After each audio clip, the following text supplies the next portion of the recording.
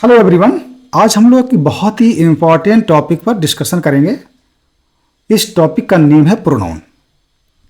आज के इस लेक्चर में हम लोग प्रयास करेंगे कि इस टॉपिक को कितने आसान तरीके से पढ़ा दिया जाए कि एक शुरुआत में जो बच्चा पहली बार प्रोनाउन को सीख रहा है वो भी सीख जाए। तो पहले हम इसकी डेफिनेशन को लेते हैं। A pronoun is a word used instead of a noun. निश्चित रूप से अब किसी भी बच्चे से पूछेंगे या बताएंगे तो हम कहते हैं प्रोनाउन वो वर्ड्स हैं जो नाउन के प्लेस पर या नाउन की जगह पर इस्तेमाल किए जाते हैं, या हिंदी में कहेंगे सर्वनाम वो शब्द है जिसका प्रयोग संज्ञा के स्थान पर किया जाता है। क्योंकि नाउन को हिंदी में संज्ञा कहते हैं और प्रोनाउन को हिंदी में सर्वनाम कहते हैं। कुल मिला के कह सकते हैं संज्ञा के स्थान पर या प्रोनाउन की संज्ञा के स्थान पर प्रयोग किए जाने वाले सभी शब्दों को जो भी हम करते हैं उनको हम प्रोनाउन कहते हैं। अब हम एक सेंटेंस के माध्यम से समझ लेते हैं। पहले हमने इसको हिंदी में बताया है, इसके बाद अगले पीपीटी में हमको इंग्लिश में हम ले जाएंगे, वहां आपको देखेंगे सेम सेंटेंस रहेगा। तो पहला यहां पर सेंटेंस है, विमल और अमन मित्र थे। विमल और अमन बगीचे में खेल रहे थे। तभी बगीचे में एक शिकारी आया। शिकारी को देखकर विमल और अमन डर गए। विमल और अमन ने खेलना बंद कर दिया और घर के अंदर चले गए।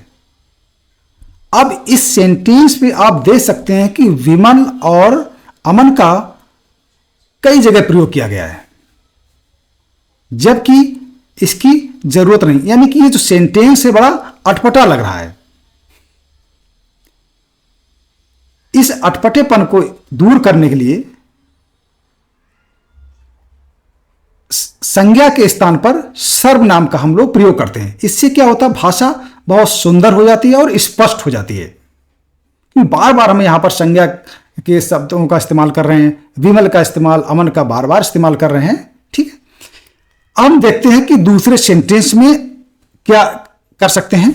सेम सेंटेंस को हमने जहां पर हमने प्रोनाउन या सर्वनाम का प्रयोग किया है। विमल और अमन मित्र थे। अब दूसरे सेंटेंस में वे बगीचे में खेल रहे थे। ये वे का जो प्रयोग हमने किया ये विमल और अमन की जगह किया है। तो वे क्या हो गया, क्योंकि ये इसकी डेफिनेशन है। प्रोनाउन वो वर्ड्स होते हैं जो नाउन की का जगह लेते हैं, नाउन की जगह इस्तेमाल किए जाते हैं। तो यहां पर विमल और अमन चूंकि किसी का नेम है तो निश्चित रूप से ये नाउन ही है, यानी कि संज्ञा ही है। तो विमल और अमन की जगह से हमने एक सर्वनाम का प्रयोग कर दिया जिसको कहते हैं वे। इंग्लिश को हम दे कहेंगे। ठीक है, तो यहां पर अब अच्छा लगने लगा। वे बगीचे में खेल रहे थे। तभी वहां एक शिकारी आया। उसे देखकर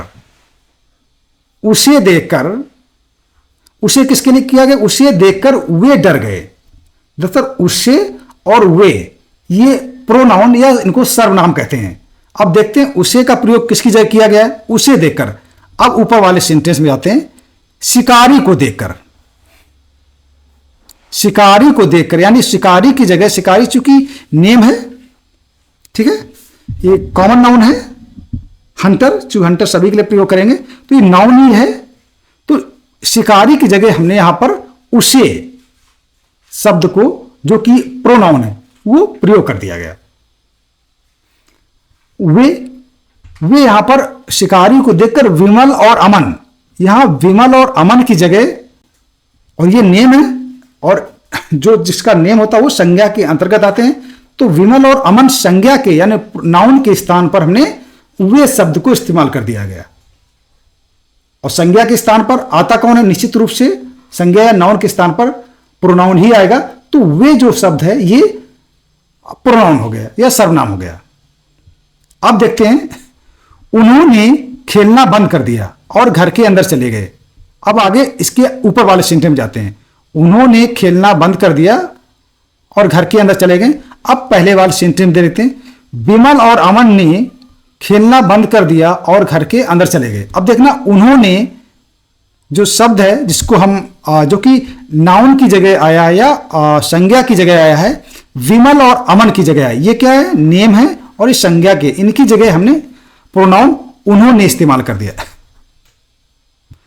इस सेंटेंस के माध्यम से बिल्कुल कह सकते हैं कि ऊपर वाले सेंटेंस की अपेक्षा नीचे वाला जो सेंटेंस है ये ज्यादा खूबसूरत, इसकी भाषा बहुत स्पष्ट है लग रही है। तो भाषा में स्पष्टता लाने के लिए किया गया है प्रोनाउन या सर्वनाम का प्रयोग किया गया है। दूसरा सेंटेंस ले लेते हैं, सुमित के पास। दरअसल ये टॉपिक आज ही मैं एक स्कूल में विद्यालय में गया, तो ये दरअसल हमारे एक टीचर हैं जितेंद्र कनौजिया जी, वो पढ़ा रहे थे, मैथमेटिक्स पढ़ा रहे थे। तो हमने अचानक चूंकि मुझे प्रोनाउन ही पढ़ाना था, सर्वनाम पढ़ाना था, तो मैंने इसी सेंटेंस जो इस सवाल क्वेश्चन को ही ले लिया। हालांकि मैं इसको इरेज करने वाला था, तो मुझे लगता मैं इसी में पढ़ा सकते हैं, तो एज इट इज उन्हीं का क्वेश्चन मैंने ले लिया। तो उसको मैं सर्वनाम के रूप में देखते हैं क्या होता है। तो सुमित के पास 530 टॉफियां थी। सुमित ने 150 टॉफियां राजू को दी। सुमित के पास शेष कितनी टॉफियां बची? हालांकि हमारे मास्टर साहब ने ये सेंटेंस, नीचे वाला ही सेंटेंस लिखा था, इसको मैंने मॉडिफाई किया है क्योंकि मैं पढ़ाना चाह रहा था। तो यहां पर देखिए सुमित को कितनी बार इस्तेमाल, यानी सुमित के पास 3 टॉफियां थी, फिर सुमित का इस्तेमाल किया गया, 3 बार सुमित का इस्तेमाल हमने किया है नेम का। अब इस रिपीटिशन को, इस पुनरावृत्त को रोकने के लिए बार बार चूंकि संज्ञा का प्रयोग कर रहे हैं उसी नेम का, इससे सेंटेंस अच्छा नहीं लग रहा, बहुत क्लैरिटी नहीं आ रही है और मतलब अस्पष्टता लग रही है इसमें, कुल मिला कह सकते हैं।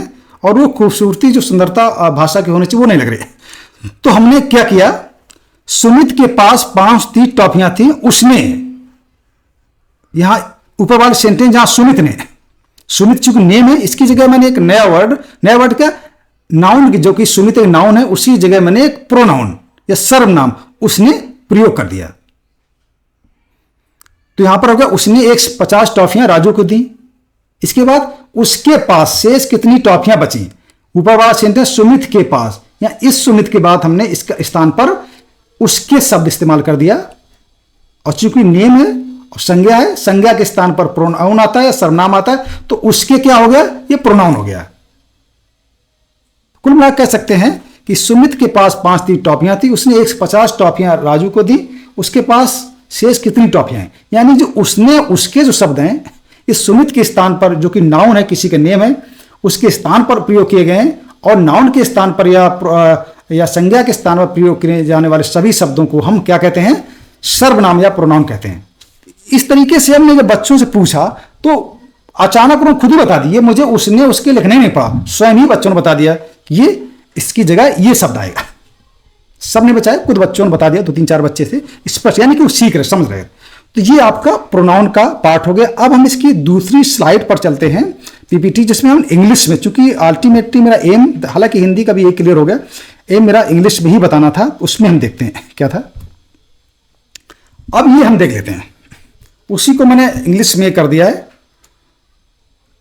A pronoun is a word used instead of a noun. Instead of मान होता है स्थान पर, यानी प्रोनाउन ऐसा शब्द है जो नाउन के स्थान पर प्रयोग किया जाता है। जो सीख भी देखा भी आपने, I, we, you, he, she, it, they, ये सब आपके सर्वनाम या प्रोनाउन है।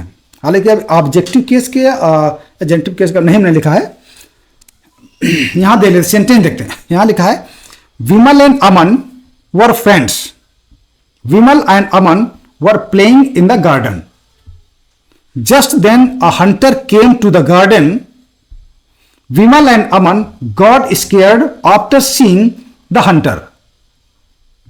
Vimal and Aman stopped playing and went inside the house.